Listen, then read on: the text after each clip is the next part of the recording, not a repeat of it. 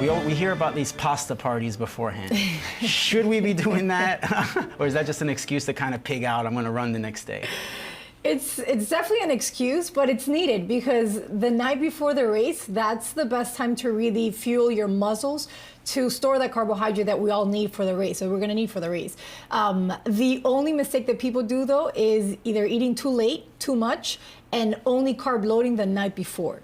If you really want to follow the best strategy on how to fuel best is start the carb loading process 2 to 3 days before that race. So if the race is Sunday, maybe Thursday, Friday, you start just increasing a little bit with every meal. So instead of having one big bowl of pasta that's gonna take longer to digest, might not sit well with you, especially if that pasta has a lot of oil, for example, or cream, then you might struggle during the race. But if you start 2 to 3 days before, it's really the optimal time to fuel the muscles to carb up.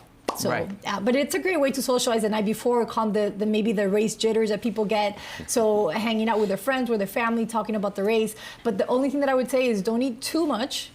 Focus on the carbs, and definitely start early, like 6, 7 o'clock, not a 10 o'clock dinner, because then you're gonna be tired, not digesting that food well, and everything's gonna compromise the race. Right, so it almost sounds like once you decide to start training, you should probably stick to a fairly strict diet from the get-go, not try to change anything up, too quickly, even the day before. If you're not used to eating a whole lot of carbs, Yes. in one sitting, probably not a good idea to do that the day before. Yeah, not at all. The most important thing, as soon as you start running, is start training that stomach as well. So try specific foods the night before. Don't try anything new.